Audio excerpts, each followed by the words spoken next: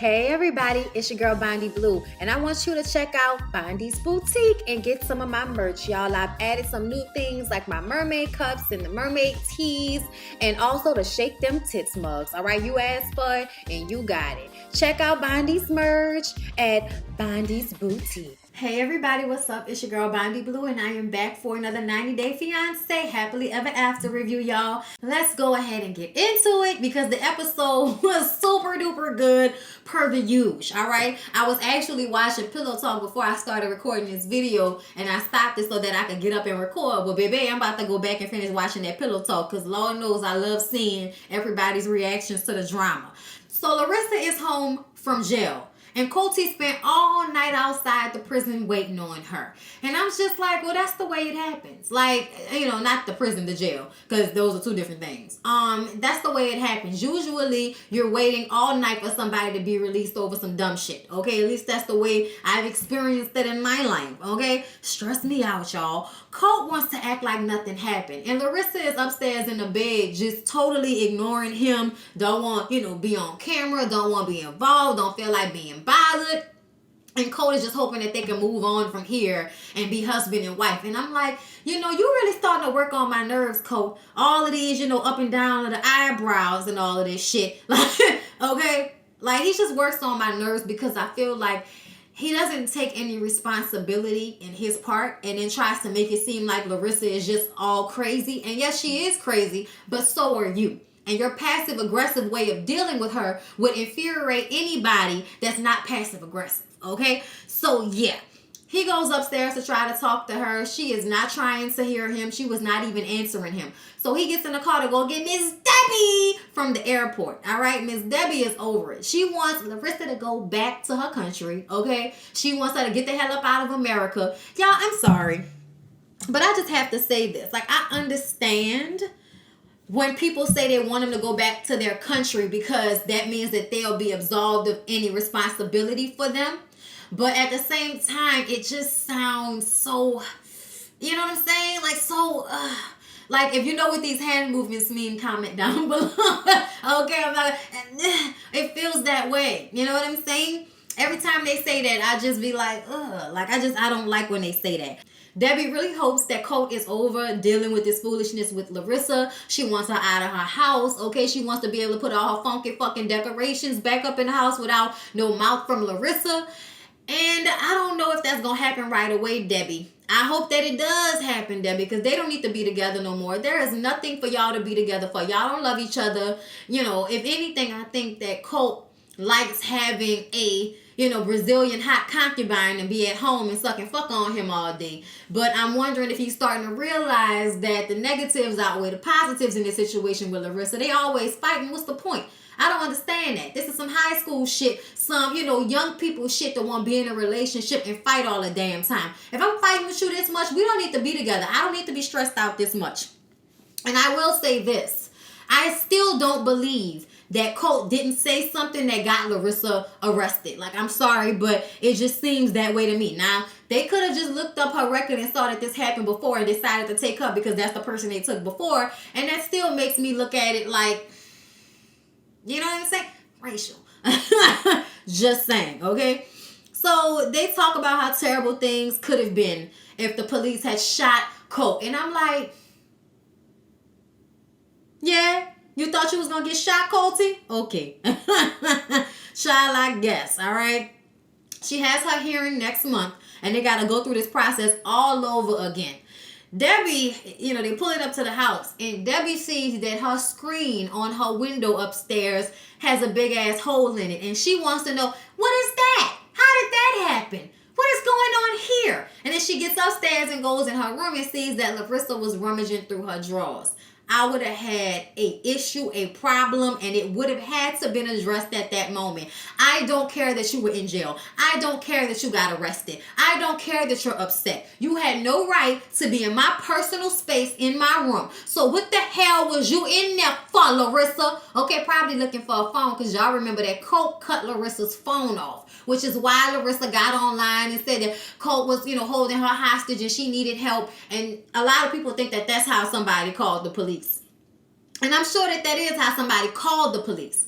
But once they got there and handcuffed him, but then decided to unhandcuff him and only take her to jail, I find something about that. Because since when don't y'all take two people? They both in here arguing and fighting. Why y'all just taking her? And then, I didn't see this time that they said she hit him or anything. I might have missed it. But still, I'm looking at Colt like, where are the scratches? You white as hell. I would have been able to see something if she had actually done something to you. I don't feel like Larissa is in that house beating his ass. I just don't. I don't feel that that's the scenario. I feel like Larissa is screaming and hollering and arguing. But since when can't you have a fight in your own house without the police knocking your door down? Like, remind me never to try to live in no damn Las Vegas. Shit.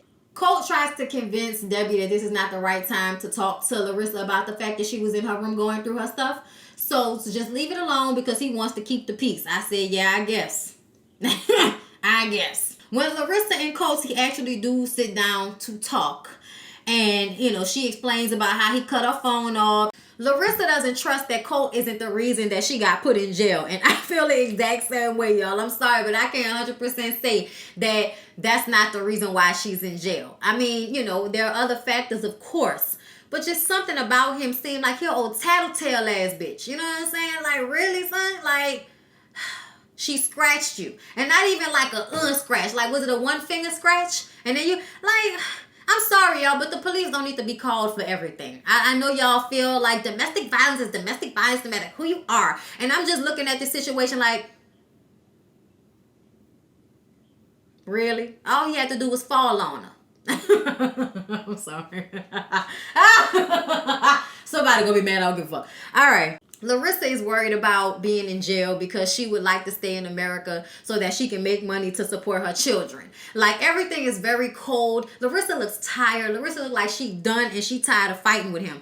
And he says, I'm not in, the situation. I'm not in the equation nowhere, because she was just saying that she needs to make things better for herself and for her children. And no, he was not in there anywhere. And she was like, I can't put you above myself. I'm sorry. I said, oh no. Larissa said, I can't put you above myself. Coulter got upset with that. Okay, he got upset, but he says that he is sorry and that they need to work on standing side by side as husband and wife. And she says that he brought all of this mess onto her with bringing her into this situation. And I'm like, you keep trying to blame it on Debbie, but Debbie was out of town. Okay, so what you blaming Debbie for? And I also feel like Colt got mad because Larissa ignores him and stays on her phone. So then he turns her phone off and she flips the hell out. See what I mean? Passive aggressive. He starts to talk about all she do is rants and rants and rants and rants. And Colt says there's nothing else that he could do. I'm like, you said that last time. He's talking about how much he sacrificed. I'm like, what did you sacrifice? Because to me, it seemed like you knew very well in order to get that cooch, you was going to have to give up some money. So what you sacrificed? So y'all, let's move on to Jay and Ashley. Y'all, there was a hot ass mess this episode. We found out some new information. So Ashley is still not trusting Jay. So she decides to go down to the barbershop. She called them to ask them, if they knew anything about him cheating on her.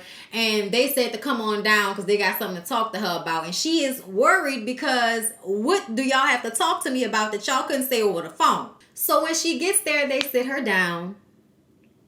And she brings up this new girl that's been commenting, this local girl that's been commenting under a lot of Jay's posts like they best friends or some shit. Which is another reason why she felt the need to, reach out to people who actually are friends with Jay and find out what's going on. The barber say, look, they look like they was having a real hard time with this, but they knew what they had to do. Okay? Plus, we're trying to get this barbershop back on the show. Okay? So the barber says, look, I ain't even want to get involved in this, and I don't know nothing about that girl, but Jay disrespected my shop. Y'all, he said that he had Jay there doing tattoos. He was letting him do the tattoos, right? He got people in here waiting, kids in here and everything. Girl come in to get a tattoo done. And they end up going in the bathroom and she making all this noise and he fucking her in the bathroom while they got all these people there. And, Jay is telling people they can't come in and use the bathroom and all of that. So y'all know the barber shop was upset, okay? The barber took him outside, yoked him up, had the shit on camera, showed it to Ashley. And Ashley is just so hurt by the fact that she finally done found out how trash Jay is. Y'all, I tried to give Jay the benefit of the doubt. I really did. But ultimately, it all goes back to him being a young 20-something-year-old hoe. That's really what it is. Anybody that would fuck a girl off the street in the bathroom of the place that they work, you need to take your ass back to Jamaica. Like, I'm sorry, but you need to go back. You don't need to be here no more. Y'all don't need to be in a relationship no more. She don't need to try to make it work no more. Like, you don't need to be here being miserable. Take your ass back to Jamaica and figure out another way to get here, okay? Why don't you go work on the cruise ships or some shit, okay? Do something else. Ashley is pissed. So she leaves out the barbershop. The producer's trying to get her to stop. She crying. She don't want to talk. The other guy, Michael, who also works in the barbershop, was sitting there with her and the other guy when they was talking about this. And Michael walks her outside with the arm over her like they know each other and shit. I was like, oh, this looks comfortable. What is this? Okay, like, did y'all notice that, or was it just me that felt like the other barber was trying to shoot his shot? You know, he said he didn't want to get involved in it either, but Jay was messing with another girl. I think he said it's a separate girl from the girl that he had sex with in the bathroom. But no, it's not. I'm sorry, y'all. There's a separate girl. I'm trying to figure out which girls is different, because it feels like the one that Ashley talking about is separate from the one that he had sex with in the bathroom. And then this dude was bringing it up like another girl was separate from that. But ultimately he said that the barbecue that they had at the barbershop, and Ashley and Jay came down and she was introduced to the girl, that was the girl that he was having sex with in the bathroom. So now Ashley is increasingly pissed off, because not only are you cheating on me and you fucking this girl in the bathroom, but you introduced me to this bitch. And it was her barbecue. It was like a barbecue that she threw at the barbershop or some shit like that. I'm confused about how that all takes place, but ultimately the facts are the same. Jay fucked a random girl in the bathroom at the barbershop, and now the barbershop boys done told Ashley. Ashley get out the barbershop, go get in her car, keep trying to call Jay. So Jay, I went to the barbershop and I found out that you was getting yoked up because you fucked the girl in the bathroom. Is that what happened? Do you recall fucking the girl in the bathroom, Jay? Jay didn't really want head at that point, so he hung the phone up on her. And she kept calling him back, and he kept hanging up. So she calls her homegirl and tells her homegirl that she just need a friend come over to the house, okay? You know, the friend gonna come over to the house with about 2 bottles of wine, okay? We gonna get it in. Okay, we gonna resolve this tonight. And then she calls Jay again. And Jay finally answers the phone and says, look, everything they said was true, but I didn't have sex with her. She just wanted to suck my dick. I said, you a lie. You was a lie. You know good and goddamn well that you and that girl bumped in that room. It was more than fellatio. So please stop. Because fellatio does not require her to make noise, because her mouth is full. So there's no way for her to make noise like that. Okay? To me, it sounds like you was hitting that girl out in that bathroom, and now you want to try to lie about it. And Ashley said, so what do you want to do? You want me to leave your stuff outside? Because this is over with. He said, yeah, I know. He didn't really seem to care. He was just like, yeah, I know it's over. I'm going to come over there and get my stuff. Ashley said that if you come to my house, I'm going to call the police. I said, bitch, what you going to call the police for? He got to come and get his stuff. How you going to get his stuff? What, you give it to the producers? Like, every time I'm going to call the police and they're going to deport your ass. Like, I just don't like that. That irks my spirit. That the first thing you want to do when you get cheated on or when you go through an altercation in your marriage is, let's call the police. Y'all gonna learn one day to stop calling them motherfuckers for everything. Okay? Because around here, they take everybody to jail. It don't matter who actually did some shit. So Ashley gets home. She's talking to her homegirl about everything. And then the bitch calls, y'all. The girl who apparently had sex with him in the bathroom calls Ashley and says that she wanted to let Ashley know that she didn't know about her. Even though they were introduced at the barbecue, Ashley knows that the girl is full of shit. I don't know why this girl wanted to call and explain herself. You fucked that girl, man. Like, what you need to talk about? But she says that Jay was pushing up on her and feeling on her, and things got out of hand and went in the bathroom and one thing led to another, but she didn't know about Ashley. Ashley said, well, I was at that barbecue and I know exactly who you are, so how didn't you know who I was? Because we was damn sure walking around that barbecue like we was married, so... And then the girl was like, yeah, I didn't know you. She was like, yeah, okay. Well, he's single now, so you can have him. And she was like, no, I don't want him. I'm like, so now that you done fucked him and messed up my relationship, now you don't want him? Fuck, like, get off my line, ho. Like, I'm sorry, but I'd have cursed that girl out. Ashley better than me. So, y'all, then Jay come home. Jay comes home after she told him not to. It look cold as fuck outside. Where was he supposed to go? The shelter? Fuck out of here. Okay? That's his house. You can't really... Can she really kick him out like that? Considering the fact that they married and that's his house, if the police are called and they realize there wasn't a real fight, can they really kick him out? Like, I mean, you know, I don't know, because I don't know, you know, police handle things differently in different places depending on who the people are. So, I'm going to go ahead and let that go. But Ashley and her homegirl sitting on the sofa like they ready for a motherfucking brawl when he walked through the door. And then it seemed like that's what happened next episode, that there was some physical contact or whatever. All I know is I can't wait till next episode to see what transpires in the fake storyline that is Jay and Ashley's relationship. Moving along. Pedro and Chantel, y'all. I don't know what's wrong with Pedro. I don't know what Pedro went through last night. But Pedro comes back to the hotel looking tired as hell to see if Chantel has left or decided to stay. Chantel is sitting in the bed, fully made up, hair with a white robe on, you know what I'm saying? Just showing you what you missing out here, okay? And basically, he wants to sit down and talk once again about how his sister was just trying to resolve the situation. No, she was not. Chantel says that girl came at me very out of pocket, okay? She came at me wrong, and you are calmer now than what was going on last night. And he like, that's because I'm tired, Chantel. I'm tired of this shit, okay? And Chantel is like, look, we need to spend some time together. Can we at least go to the beach or do something, just the two of us? And I don't understand why he couldn't spend this day with his wife and then go back to his mama and his sister house after. I don't know why he couldn't do that, but he says no, because he came out here to spend time with his family, so that's what he's going to do. And she's like, all right then. And when she said please, y'all, I felt so hurt for Chantel, because even though Chantel does the same thing with the way she talks shit about Pedro to her people and then, you know, gets mad when they don't like him, I still feel like in that moment they could have just been two married people without all of the family drama added on to it. So because Pedro didn't have time to spend time with Chantel, Chantel decides to call on Obey, her homeboy, who is a family friend of Pedro's family. So they meet up, and he finally gives the full tea, because he said something similar happened to him. He said he thinks that the mama and the sister orchestrated the meetup between Chantel and Pedro. They just didn't think that Chantel and Pedro would actually fall in love with one another.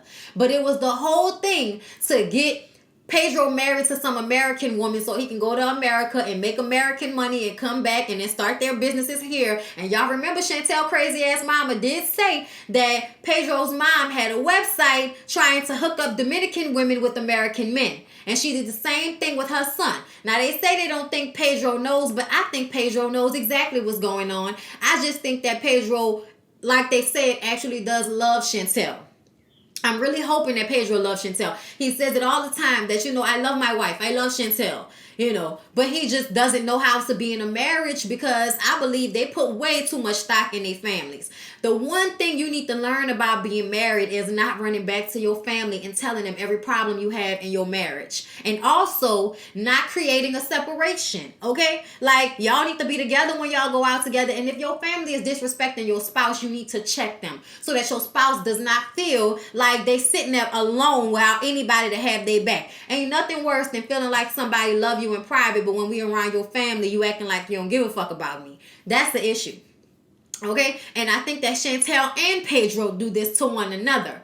But yeah, so the homeboy just ranted about how the mama, you know, probably didn't think that they were really being loved and, you know, all of this shit here. But basically it was a setup from the very beginning to set Pedro up to help his family have a better life. Chantel says that thinking back on it, it makes sense, because Pedro pays his mom and his sister every month like clockwork, and he is never late. So it makes her think that, you know, he feels such a strong responsibility to pay their bills. And he does. It's obvious. And I believe that that's all well and good as long as you are not taking away from the household that you share with your wife. That is the issue then. I feel like that mama is hot in the pussy. She seems to be need to find her a fucking man so that he can take care of her. Because this whole having my son take care of me and treating my son and my brother like he my man, like, I don't like their family dynamic. I'm sorry. I'm glad y'all love each other. Ain't nothing, you know, like having the love of your mother and your sister and all of this. But the way they go for Pedro, it makes me feel like they have an unnatural connection to him. Not saying that they did anything, but I'm just saying the way the sister acts, the way the mama showed up to the door in a freakum dress, like, what the fuck is going on here? What are y'all competing for? Money, dick, love? Which one is it? Chantel also says the guy who she met online when she was trying to learn Spanish is the one that introduced her to Pedro. She was supposed to go to the DR with her friends, but they decided not to go. So she goes by herself and meets Pedro. And now she's wondering if that friend was trying to give Pedro more options by asking her to invite more friends. So Chantel video chats with her parents. And her mom is like, girl, I told you that they was trying to find dumb Americans. Okay, I told you that they was trying to find dumb Americans for their brothers to marry. And Chantel, even though Chantel is like confirming what they thought, she's still not admitting that that's how she feels. And she needs to talk to Pedro. Bitch, I can't wait for her to talk to Pedro about this shit. Pedro, what you got to say? Because I feel like, you know, you feeling real good in your victimhood with her being in the DR and you asking her not to come. And now your family and your friends bucking your head up like, oh, you need to leave your wife. And it seems like everybody knows what the situation is. Like, I think everybody knows that it wasn't supposed to be a real marriage. And it ended up being one because Chantel is fine and beautiful and Pedro is fine and sexy. So here we go. You know what I'm saying? Like, I think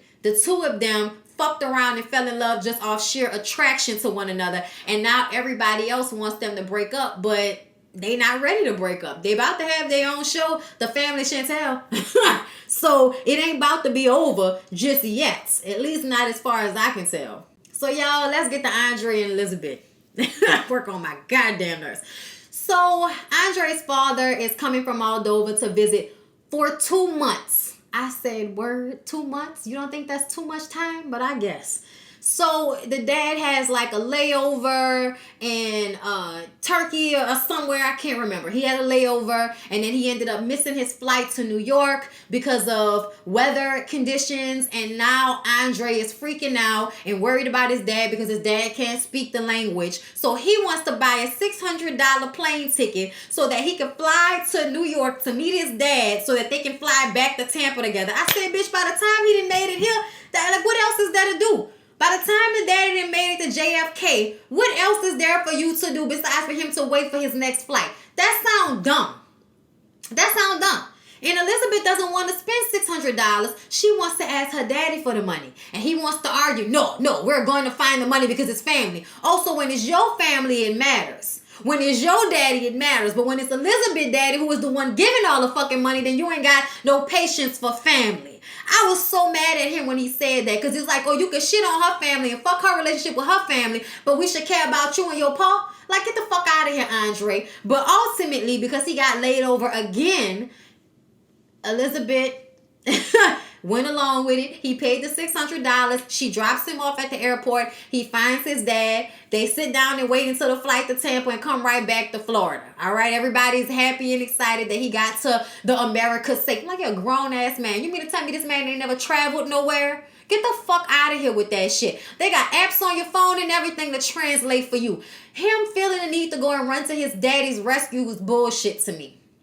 I'm sorry.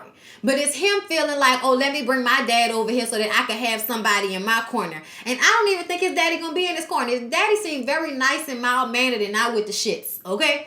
They went to an old American diner so that the dad can see what America is like. And he is really taken aback and amazed by everything. Everything's so big, everything, you know, the colors, everything. He's just loving it, okay? He's enjoying his time right now. He's coming from winter and it's, you know, spring or summer right now in Florida. It's always summer in Florida. So going from the cold to the hot and everything, the daddy, and then I'm sure it's very colorful in Florida. They live in Tampa. So, you know, everybody is enjoying their time. And right off rip, Andre has to start talking shit about her family and how, you know, there was unnecessary drama at the baby shower and all of this. And he don't know how her family is going to treat his dad or they're going to treat his dad the way they treated him. You mean by giving him a place to live for free? And offering him a job even when he acts like an asshole? Because if that's what happens, then you have nothing to worry about. The fuck is Andre talking about? Ain't nobody treating you bad. You're an asshole. You're an asshole. You're an ungrateful asshole, and that's why they don't like you. And then you try to control and dictate the relationship between Elizabeth and her family. That's a fucking problem. That's their issue with you, okay? You made up those problems. And Elizabeth does check him and tell him that he needs to stop because he's putting a stink in his dad's ear, you know, his dad's mouth about her family before they even meet him. You know, so she didn't like that. She said something about it. They kind of went back and forth, and the dad is, you know, not happy with the fact that they have conflict, but tells Andre that he needs to stop overreacting. So the daddy even says you need to calm your ass down, okay? Y'all, they a hot ass mess. They a hot ass mess. The way he talks to her, period, with this just overall aggression, it's so exhausting to watch, y'all. I'm so over Andre. I don't know how he came from that man, because that man seemed very nice. And he wants cooler heads to prevail. And I said, good luck. Do you know your son? I'm surprised that motherfucker was able to come over here to America. So, y'all, let's get to Paul and Russ. They had such a beautiful, beautiful labor. So y'all know Paul went through with having the birth at her house. At first she tried to have the water birth, you know, but it seems to be too difficult for her like that. So after like 4 hours of being in labor, she goes back up to her bed, and the baby was not positioned correctly. It was kind of at an angle. So she gets in child's pose on the bed, and, you know, they massaging her back and just helping her, and everybody's nervous. The mom's nervous, Russ nervous, because there are no drugs. And, you know, as her pain increases, you know, they're worried that she gonna say, let's go to the hospital. But ultimately, I think that she was too dilated. Like, at that point, even if she did go to the hospital, they wasn't gonna be able to give her no drugs. Why is everybody so scared of childbirth pain? You know, oh, you know, what's she gonna do all the pain? What's she gonna do all the pain? You know how many women have babies without drugs every fucking day all over the world? Like, stop acting like she was gonna break in half because she was going through labor pain. I'm not trying to, you know, down it or anything or say that it's not that bad. But what I'm saying is, trust that this woman can have her fucking baby. Like, all of this, oh, it's too much pain. Like, how do you know? Like, even though Paul was obviously in pain, I think Paul handled it very well. She seemed to be calm. The energy seemed to be calm. Everything, the midwife, everybody was like, it's okay. We're just going to do this and everything's going to be fine. And, you know, she pushed out her baby on the end of the bed, and the midwife came and got Russ and got him to grab the baby as it was coming out. So I just thought it was a beautiful experience. And you could just keep hearing Paul saying, you know, I love you, mommy loves you, as the baby is coming out. And I'm like, that's a lot of love. That's a lot of love. I was feeling that in that moment so much, how much she loved that baby, you know, even before the baby came out. But as it was coming out, she just kept saying, mommy loves you. Let me see my beautiful baby, y'all. It was just a beautiful moment. And then everything got ruined a couple of hours later. And she keep talking about, Ross, why are you holding the baby's head like that? And he's like, because everybody says to hold the baby's head like this. Bitch, the world says to hold the baby's head like this. I don't know what she was seeing, because he looked like he was holding the baby's head properly to me. You hold the back of the head and, you know, the nape, like you hold it so that the baby doesn't feel the weight of his neck. So his neck don't be flying all over the place. Now, I don't know what she wanted him to do, but he looked like he was holding the baby correctly to me. But she was fucking with him about that already. It's like, are you about to be one of them overbearing, annoying ass mamas? Please don't do this. And then Lyric, my husband, sitting next to me talking about, you ain't gonna be like that, huh? Hell no. Hell no, I ain't gonna be like that. You know how to hold a damn baby, don't you? Child, I'm gonna be passed out.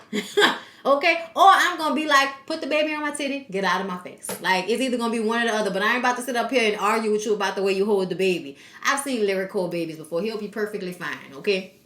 But, you know, Russ was like, she needs to trust me, because she ain't had a baby before either. You don't know shit about children. So calm the hell down and trust that I can hold my baby, okay? So it's going to be a road for the two of them, but I did find the whole experience beautiful. And it even enforced in me even more that if I have a healthy pregnancy, I would love to have my baby at my house, in my den. Okay, water birth in the den, all right, and just go ahead and lay me down in the bed after Lyric can carry me up the stairs, give me my fucking baby. Okay, my mama could be here comfortable. I ain't got to worry about nobody treating me bad, because, you know, they don't want to really treat black mothers well in hospitals and shit, even though we don't necessarily have those issues like talking about it at certain hospitals in New Orleans, but still, I just would like to have that same calming, quiet experience that does not end up in a whole bunch of hospital bills. Yeah, okay. So yeah, y'all, that was it. That's all. I hope y'all enjoyed the review. Please don't forget to like, comment, and subscribe to my channel. And I will see y'all in the next one.